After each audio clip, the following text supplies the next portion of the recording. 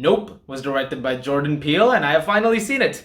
It seems like everybody else in the world has already seen it, but I'm sort of late to the party over here, so I do apologize if this review is coming a little later than it was supposed to, and avoiding all the spoilers for it has been an absolute nightmare. There's been so much stuff that has been said about this movie already, especially on social media, that I've had to sort of dodge it, all of it, and it's becoming increasingly crazier to do so. But now that I've finally seen it, I no longer have to worry about that, and I'm going to talk about this movie with you now without any further ado. So let's get into it. This movie follows a brother and sister who own a ranch that essentially is in the business of loaning horses for films and for television and for essentially having them be on set. It's essentially taking care of them, and as they're running this in the wake of their father's death, it seems some unexplained phenomena is taking place around where they live, and it could have to do with something in the sky. Not sure what it is yet, but there must be something out there that is causing all of this problem, and they're trying to figure out what it is. Up until now, Jordan Peele was 2 for 2 when it came to movies. I loved Get Out and I loved Us, and I must be in the minority in terms of loving the ending to Us.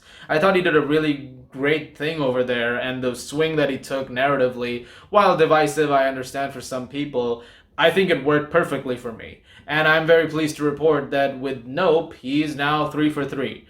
I am absolutely in awe of the filmography that he has been cultivating over the last few years. And with Nope, you get something that's a lot bigger and a lot grander in scale than anything that the other two movies have shown, especially in terms of its visuals. This is a massive movie. Like, you can tell over here that things have shot up quite a bit in how he produces films and how he's making some of these spectacle moments happen on screen. The use of IMAX is genuinely remarkable in my opinion, and I think it's one of the best uses of IMAX cameras that I've seen ever. The cinematographer Hoyt van Hoytema, who has worked on some great stuff before, especially a lot of Christopher Nolan's newer films, he has done an incredible job of showcasing the scope of Peele's vision. And what you get over here, if nothing else, is just this ambitious movie that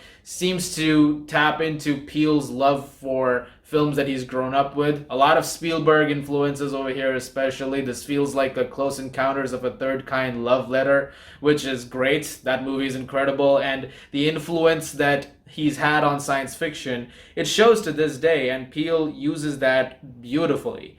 This is one of my favorite experiences of the year. I loved watching this movie, and it's not just about the visual spectacle on display, it's the way it weaves in the story and its thematic influences and themes in general. Like, it's obviously, it's trying to hone in on a few things, and there are going to be a lot of interpretations, and there have been, on what the film is trying to tell you. But as I was watching it, I found like it was more about the sort of love for filmmaking.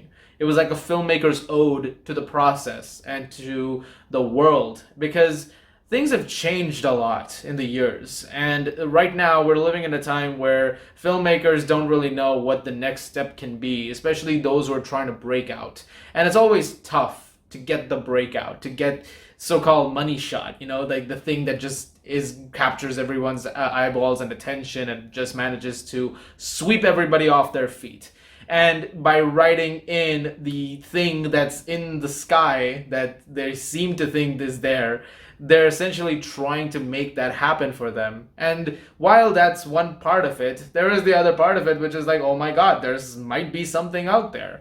And so that sense of wonder and that sense of wanting to accomplish something that could do more than just make some money or, you know, could get them some fame, but also be able to send a message out there, try and be something more, mean something more. You know, that's every creator's dream. It's everyone who wants to do something, to make those dreams come true, to be believed.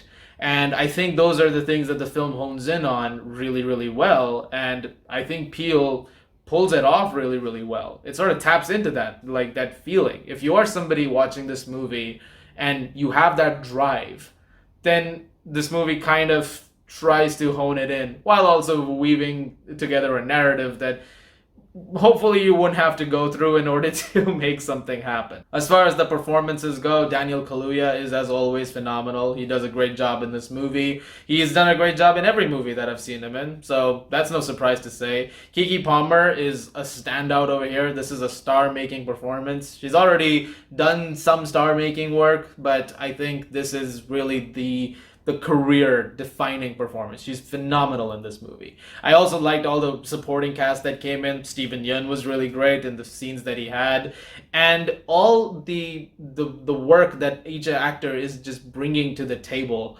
is really great. It taps again into those themes that I was mentioning earlier. Everyone has their own part to play in all of this, and the lengths and measures that they're taking to get there is genuinely awesome. The direction by Peele is extraordinary. It really is very different to his other two films. Like, if you're expecting somewhat more of a horror-esque feel to it, much like Get Out and Us, you'll get that. But since this movie is more tapping into science fiction elements, it's more so that than it is horror. But you will get horror elements as well. Like, there are some scenes, specifically one involving a television set that is very creepy, and it's going to give you this very grand sense of unease as you're watching those moments play out. And I'm curious as to what juxtapositions some people have made to those moments, because there are things that you see in those moments, especially imagery, like that you'll see an object that'll look familiar to something you see later on. And the way they tie that in together, it's Peele working at his best that way. It's something that he does in all of his movies. There'll be these little things here and there which you have to pick up on, and then it sort of enhances what you're seeing later. But in the case of a film like Nope, I feel like a second viewing is required. Even so, despite if you're paying focus throughout, that'll probably help it land better. I might be wrong. Maybe there's a chance you watch it the second time and you'll notice the entire thing is different because you notice something that you didn't pick up on the first time. But I've learned to focus in on his movies a lot when I'm watching them, because I always can tell he has something right at the start, maybe, or like a few minutes in, which is going to be an important motif to events that take place later on. And so definitely keep a lookout for those as you're watching this film. Michael Abels once again comes through with a phenomenal score. Again, he's just an excellent composer. I mean, I thought his score for Us was great, but after hearing this, I think this is even better than that. It's going to be a kind of an interesting situation, because I see people are going to try and compare these movies, like which one is the better one? Is this as good as Us, or is this like better than Get Out or something like that? I feel like I don't even want to do a comparison. I've loved each and every one of Peele's movies. I can't see a situation where I walk out of any one of them and I'm like, yeah, that didn't work for me. Or this one is not as good as that one. I think each one of them plays to its own strengths, and it brings something new to the table each time. So I'm able to look at each movie in its own regard.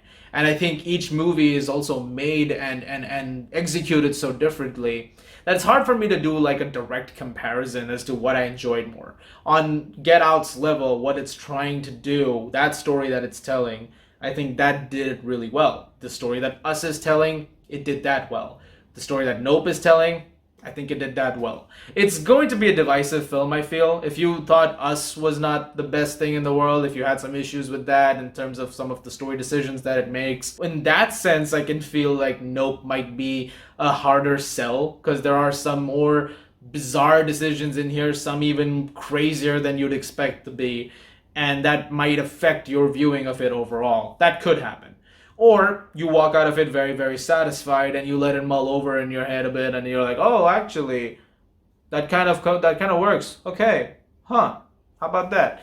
I don't know. It's kind of a dice roll when it comes to certain things, but I would rather studios do this than try and make something safe. Like, I love when big budget movies like this, specifically something like, which is like showing like this shot with IMAX cameras, showing on those massive screens. Like, when you have things like this that just take a swing, take, some chances, those are always to be praised. I don't think the movie is flawless all the way through. Yes, there are some couple of nitpicky things here and there, and there are some storytelling elements that I think at times could have been slightly stronger, and they're not fully able to meet the ambitious scale that the movie has, but they're few and far in between. At the end of the day, I walked out of Nope very, very satisfied. I can't wait to see it again. The power of cinema is just like when you watch something like this and you're able to see such amazingness put to screen. I mean, that just really brings it all together, doesn't it? Like that's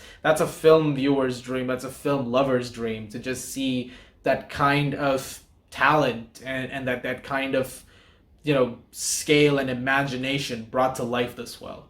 And that makes me a very happy viewer at the end of the day. That's I'm gonna give Nope a 9.5 out of 10. Guys, thank you very much for watching. Look forward to more reviews very soon. As always, if you like this, please do subscribe, and I'll see you guys at the movies.